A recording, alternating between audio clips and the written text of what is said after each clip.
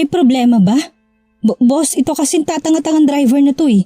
Biglang humarang sa daraanan namin. Malinaw naman siguro ang dahilan niya, hindi ba? Nagka-problema sa sakyan niya at hindi rin naman niya sinasadya. Hindi ba siya yung imbitado ni na boss sa party last day? Si Mr. Montago. Biglang bulong ng kalalapit na tauhan sa leader ng mga ito. Pasimplisin naman ito na tingin ng leader at muling hinarap si Lucas. Alam ko naman yan boss, malumanin na sagot nito. Kaya lang sana kung may problema pa lang sa sakyan niya, hindi na sana niya nilabas para hindi na nakakaperwisyo ng iba. Matalim na tinitigan itong driver na humarang sa sasakyan sa mga ito. Pasensya na po talaga mga boss, mahinang sagot nito habang nakayuko. Sige na, ani Lucas. Sananyasan niya mga kasunod niyang tauhan para tulungan ng kawawang driver na maalis ang nakaharang nitong sasakyan. Ilang minuto lang at muling nakaalis ang mga armado. Mga tauhan sila ni Celo, tama ba? Tanong ni Buboy. Oo, kaya lang napansin mo ba yung sasakyang sinusundan nila kanina? Hindi rin eh. Napailing na sagot ni Buboy. Napatango na lamang si Lucas habang tila may malalim na iniisip. Kung hindi siya nagkakamali, si Ayang isang nakita niya sa apat na mukha ng mga babae kanina. Pero bakit naman sila hahabulin ng mga armadong yun?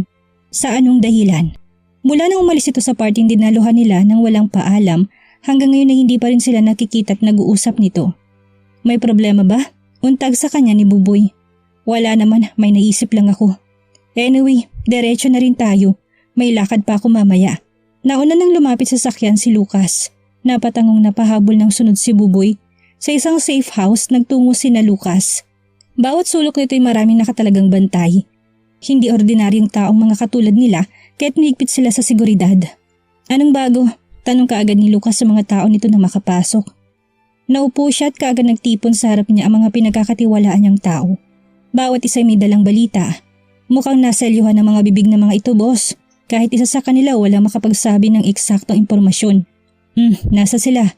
Sa nanyas ng isa sa mga bakanting silid kung saan ang mga bihag nakakulong, tumayo siya at nilapitan ng mga ito. Isa-isa niyang tinitignan ang mga mukha ng mga ito na puro nangingitim na sa mga pasa dahil sa bugbog na tinamo sa mga tauhan niya. Sigurado ba talaga kayo na wala nga silang mga alam? I'm sure na kahit isa sa kanila ay may alam. Hindi naman siguro sila pakikilusin kung hindi sila na-inform. Tama ba? Malamig na sabi ni Lucas habang nakatutok ang tingin sa isang lalaking maangas na nakatitig sa kanya. Marahil ay ito ang leader. Wala kaming alam sa impormasyong gusto niyo makuha sa amin. Nasisiguro namin na makakalabas kami dito dahil hindi niyo kilalang binabangga niyo. Biglang sagot na may maangas na mukha at matalim ang pagkakatitig kay Lucas. Mukhang maganda kang maging kasapi loyal ka. Pero sayang hindi na ako interesado sa mga kagaya mo ngayon dahil mas marami akong mga kagaya mo. Nakangisi sabi ni Lucas. Nilapitan niya ito at bahagyang tinapik sa balikat. But don't worry, hindi naman ako ganun kabrutal sa inakala mo. Pwede naman tayo magkasundo kung magsasabi ka lang sa akin ng mga bagay na gusto naming malaman. Malaya ka makakalabas at makakabalik sa lungga nyo. Hindi ako bobo para hindi malaman ang takbo ng mga isip nyo. Siguradong papatayin nyo pa rin kami kahit magsalita kami kaya nagkakamali kayo. Over my dead body. Maringis sagot nito. Kung ganun, ikaw nang pumili niyan. Hindi ako pasensyosong tao at minsan lang rin ako magbigay ng opsyon. Kilala mo naman siguro ako, hindi ba? Ikaw lang naman ang inaalala ko. Hindi ba't may mga anak at asawa ka? Anong ibig mo sabihin? Wag na wag mo kong tatakutin dahil hindi ako natatakot sa'yo. Ligtas ang pamilya ko at hindi mo sila makikita. Namba-blackmail ka lang para gawin kong gusto mo. Biglang bulyaw nito na nagpapapalag. Ganun ba? Well, madali naman akong kausap kung nakahanda kang ibigay ang gusto namin. But if you still refuse on my request, pasensyahan na lang tayo. Biglang tumalikod si Lucas palabas. Buboy! Mataas ang tinig na sabi niya. Walang salitang bumunot ng baril ang lalaking sinanyasan ni Buboy at pinaputok sa dalawang lalaking nasa magkabila mismo na lalaking maangas. Mulagat na sumubsob ang mga ito sa harapan na lalaking siya rin ang leader nila. Ng lalaking mga matang napalunok ito.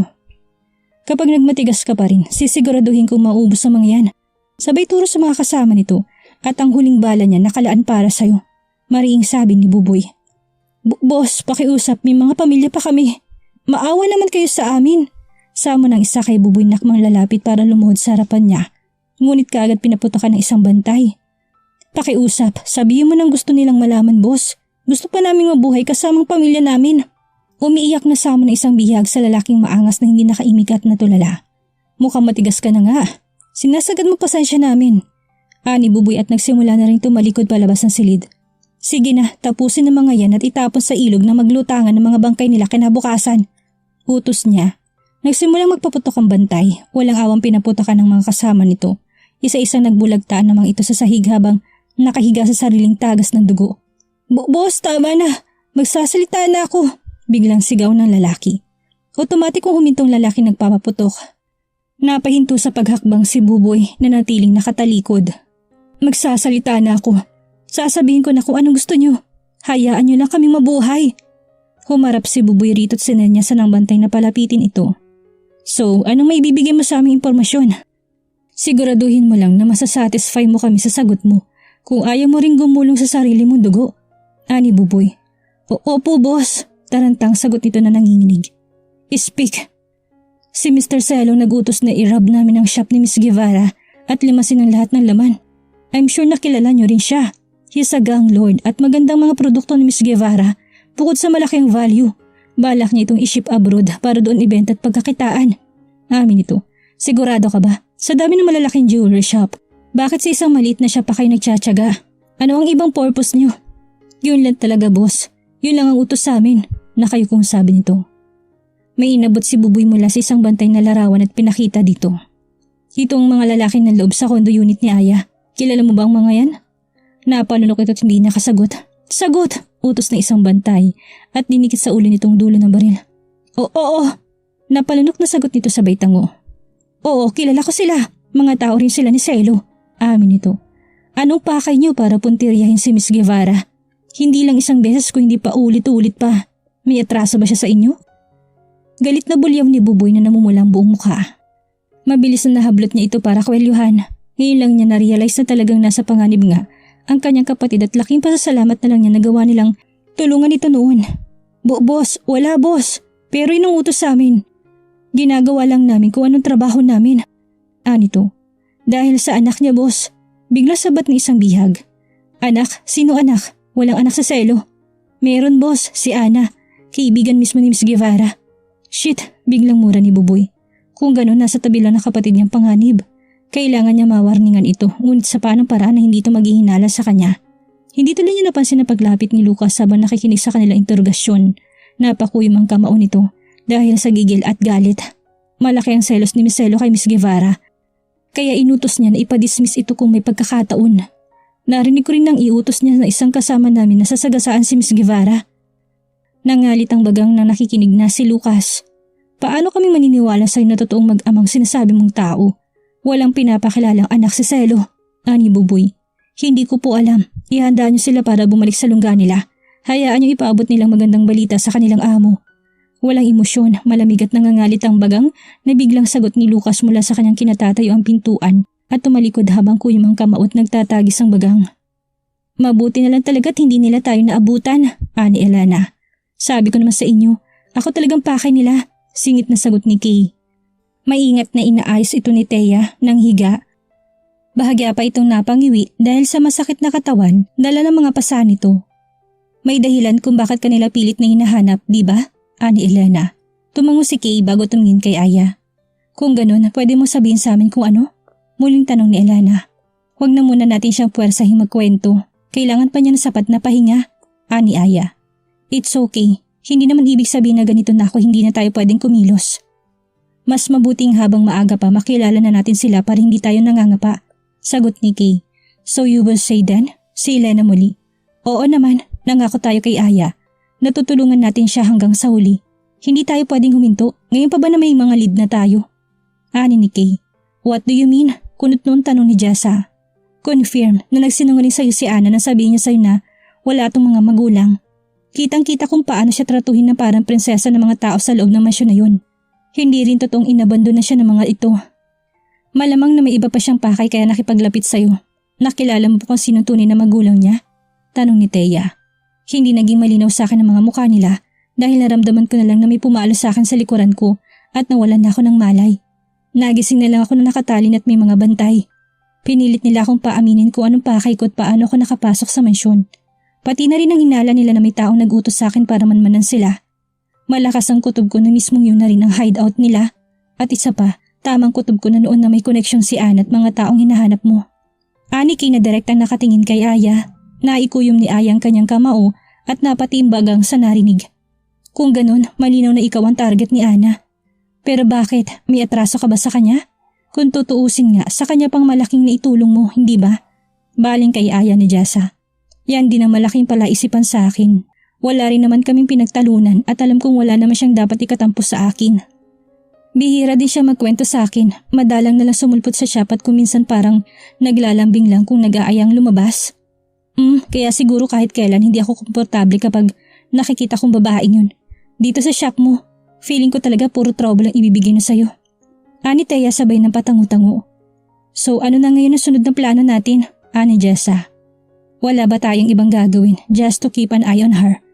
At hayaan nyo na muna siya para hindi siya maghinala. Ako na lang muna ang bahala sa kanya. But still wondering who is this guy they called as Mr. Montago. Wala akong ibang kilala maliban sa isang tao. Hindi ba Montago ang family name ni Lucas? Ani Kay. Maybe it's just a coincidence. It would be someone else. We can't tell for now. Ani Aya. Ngunit palaisipan na rin sa kanya kung sino narinig niya Mr. Montago na pinag-uusapan ng mga tauhan sa mansyon ng araw na dumalo sila sa party. Ipinilig niya ang ulo. Marahil nagkataon lang, bulong niya sa sarili. Kahit sino pa man ang taong yan, mas mabuting mag-ingat ka pa rin sa kanya. Mas mahirap kilalanin ng taong sadyang nagpapanggap kaysa sa taong kilala mo na talaga. At hindi tayo sigurado kung sa kung anong tunay na pagkatao ni Lucas na yan. Mas mabuting magdoble ingat, lalo na sa charm ng lalaking yan. Ani Elena. What do you mean? Tanong ni Thea. Matagal na tayong magkakasama at magkakakilala. Sa loob ng ilang taon na yun, hindi ka pa namin nakitang kagaya na kung anong nakikita namin sa'yo ngayon. Kakaibang kislap na mga mata mo kapag magkasama kayo ni Montago. Hindi ka namin pinapangunahan, pero sana wag kang basta magpapadala sa damdamin mo, lalo na sa ngayon. Ani Jessa habang nakatitig kay Aya. Don't worry, I can handle myself. At sisiguraduhin ko na hindi ako mahulog sa patibong nila kung sakali man. I will make sure na silang unang mahulog sa mga kamay ko bago pa man nila ako mabalatan ng buhay. Matigas at seryosong sagot ni Aya. Asahan mo suporta namin. May gaganapin silang napaka-importanting business event sa mansyon din na yon, makalipas ang 2 linggo. Sa pagkakaalam ko, magkasosyo nila ang mga dadalo doon at mang invites na mga ito para mamuhunan sa kanila. Dagdag ni Kay. Sigurado ka ba dyan? Paniniyak na Thea. Lahat sila bigla nagkaroon ng interes sa sinabi nito. Oo naman, planado na yun unless kung biglang magpalit sila ng date at venue ng event. Ani ni Kay. Kung ganun, kailangan nating makapasok sa kanila. At ito lang ang option na meron tayo. Pero paano tayo makakapasok sa kanila? Na hindi sila sa atin maghihinala, ani Elena. I think pwedeng makatulong sa atin si Mr. De Chavez. Remember? Matias De Chavez? Sagot ni Kay. Napaisip ang lahat? Matias De Chavez? Hindi ba siya yung taong tinulungan natin minsan na nakidnap? Hindi ko lang matandaan pero may ilang buwan na rin yun, diba? Biglang sagot ni Thea. Siya na nga't wala nang iba. Businessman din siya. Sa totoo lang, nagkita kami sa mismong lugar na yun. At alam kong kilala niya ako, but I'm thankful na wala siyang ibang sinabi sa grupo na yun. I don't know the exact reason why he is there. Pero malakas ang pakiramdam ko na pwede natin siyang pagkatiwalaan. Sabi mo din ni Kay. How can you be so sure na wala nga talaga siyang kinanta sa mga yun na tungkol sa'yo, ani Elena? I know. Hindi nila ako pipilitin umamin kung may nalaman man sila. Maaring ngayon inuud na sanang katawan ko. Isa pa I saw how he look at me. Something strange pero alam kong parang gusto niya ako i-comfort that time. Kaya malakas ang kutob ko na magiging malaking tulong siya sa atin para makapasok sa grupo na yan. Isa pa, sinabi rin naman niya noon na kung kailangan natin ng tulong niya, pwede natin siyang lapitan, hindi ba? Desididong sabi ni Kay. Hindi mo masyadong delikado yun. Naroon si Ana. Ani Jessa, I'm sure na hindi nila ilalantad si Ana sa harapan mismo ni Aya. Kahit ang ilang business associates nila, mukhang hindi kilala si Ana, na kahit ako pinagtatakan ko rin. Gusto nilang siluin si Aya sa kagustuhan na rin ni Ana.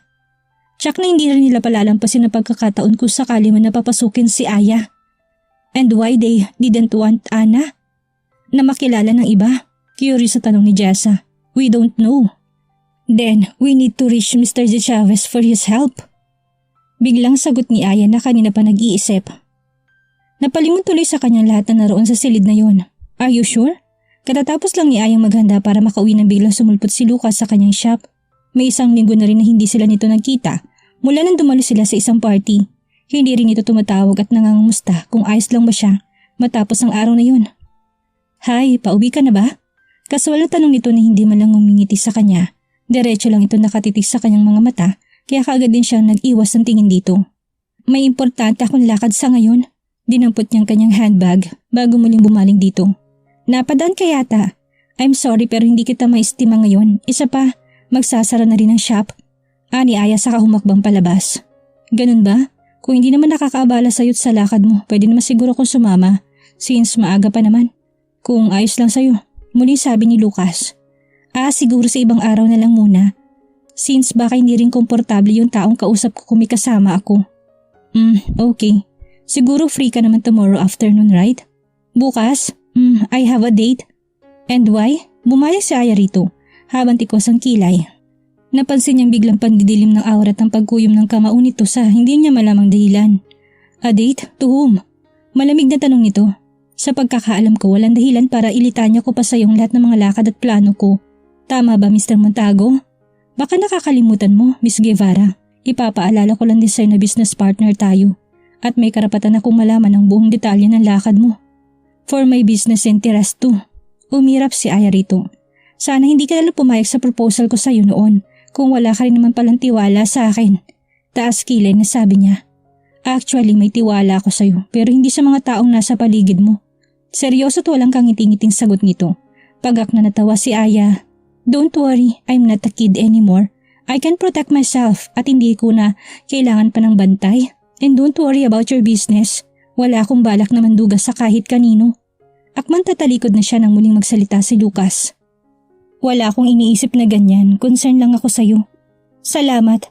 Bueno, kailangan ko na ring umalis. Ayaw ko nang paghintayin ng taong kausap ko. At nauna na lumabas dito. Walang nagawang napasunod na lamang si Lucas sa kanya. See you then tomorrow night. I told you I have a date. Then cancel your date sa kung sino pa man yan. Mariin at maotoridad na utos nito, napatanga si Aya sa nakitang reaksyon nito. What? Galit ba siya? Bulong niya sa sarili. You heard it clearly. You'll go with me, not the other guy. Anyway, I have to go. Be careful. Yun lang at iniwan na siya nito. Napapantastikuhang napasunod na lamang ng tingin si Aya sa lalaki. Maya-may napailing at nangingiting tinungo ang sarili niya sa sakyan. Mula sa malayo ay nakita ni Lucas si Aya nang pumasok ito sa isang kilalang restaurant. Naupo ito sa may gawing gilid kung saan kita ang mga dumaraang tao at sasakyan. May ilang minuto rin itong naghintay bago may kinawayan na dumating. Aminin man sa hindi, biglang nagbagong mood niya kanina matapos sabihin mismo ni Aya na may date ito sa kung sino mang tao bukas. Malinaw rin na tinanggihan itong kanyang unang pag-alok. Tila nakaramdam siya ng kurot na hindi naman niya karaniwang nararamdaman, lalo na kung babae din ang dahilan.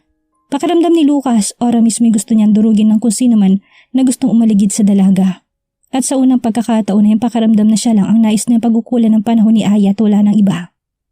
Yung pakaramdam na ayaw niya may kahati sa buong atensyon nito para makasigurado siya kung sinong taong kamiting nito ipalihim niya itong sinundan. Mas lamang ang hangarin niya na masigurong ligtas ito sa kung sino man ang magtatangka muli dito. Napakunot ang noon niya na makilala kung sino ang taong katagpo nito. Magkakilala sila pero paano? Tanong niya sa sarili. Matagal niyang pinagmasdan ng dalawa habang masaya nag-uusap. Tila palagi ng loob ng mga ito sa isa't isa at kung bakit nakakaramdam siya ng selos. Masyado siyang naiinip sa tagal ng pag-uusap ng dalawa at nakakaramdam na rin siya ng pagkainis. Nang hindi makatiis ay mabilis pa sa 4:00, pumasok sa restaurant. Mas lalo pang lumalim ang gatla sa kanyang noo nang tila hindi man lang siya napansin ni Ayang pumasok sa kainan. Tumiki muna si Lucas dahilan para mapalingon sa kanyang dalawang nag-uusap. Hi, Miss Guevara, what a small world ha? Kunwaring bati niya na tila hindi sinadyang pagkakataon. Matiim ang titig niya sa mga mata ni Aya na walang kangiti-ngiti. Hindi ko alam na may kadate ka pala dito. Halatang nangiinis sa sabing to sa kabumaling sa taong kausap ni Aya. Anyway, hindi mo man lang ba ako ipapakilala sa kausap mo? Napairap si Aya habang nakataas ang kilay. Malakas ang pakaramdam niya na sinundan siya nito at hindi nagkataon lamang. Napansin rin niyang bahagyang pagkagulat sa mukha ng taong kausap niya. It's nice to see you here too, Mr. Montago. Sagot ni Aya nang umiti pa sa binata. Anyway, meet my new business partner, Mr. De Chavez. Matias De Chavez. Bumalik siya sa kausap at minostra si Lucas. I think you already know him, Mr. Lucas Montago. The owner of Montago Corporation himself. Pakilala niya sa dalawa. Yes, pamilyar na sa akin ang pangalan niya. Ilang beses ko na rin narinig sa mga kasosyo ko. Ikinalulugod ko makilala kayo ng personal, Mr. Montago. Anit at naglahad ng palad kay Lucas na kaganitong tinanggap. Me too, anyway. Mukhang importante ang topic nyo, mauna na rin muna ako, ni Lucas. Since tapos na rin kami ni Miss Guevara, mauna na rin ako. Thank you Miss Guevara sa tiwala. Paalam na rin ni Mr. De Chavez. Salamat din sa pagpapaunlak nyo. Nakangiting sagot ni Ayang nakipagkamay dito. Walang anuman. Nagsabay na lumabas ng restaurant sina Lucas at Mr. De Chavez. Naiwan si Ayang masayang tinawagan ng mga kagrupo at kaibigan para sa magandang balita. Magkakilala kayo? Biglang tanong ni Lucas nang makalabas at makalingid sa pwestong hindi napapansin ni Aya. Minsan hindi sinasadya kaya nga nagulat din ako na magkakilala rin pala kayo. Takang sagot ni Mr. De Chavez. Magkasosyo sila sa negosyo ng sigarilyo at alak. At para man mananalihim ang grupo ni Celo, sinadya niyang pagpanggapin ng Ginoo at mamuhunan sa grupo sa pamamagitan ng kanyang suporta. Tungkol sa ang partnership ang pinag-usapan niyo kanina ni Ms. Guevara at paano kayo nagkakilala. Biglang naitanong ni Lucas, natigilan si Mr. De Chavez. Sasabihin ba niyang totoo na minsan siyang niligtas ng dalaga? Alam niya na nangako siya sa dalaga na walang makakaalam ng katauhan nito at ng grupo nito. Ngunit kilala rin niya ugali ni Lucas na handang kumitil ng buhay kapag nalaman nito na hindi tapat sa kanya isang alipores nito. De Chavez, untag nito sa lalaki na halata naghihintay ng sagot. Madali rin itong maubusan ng pasensya.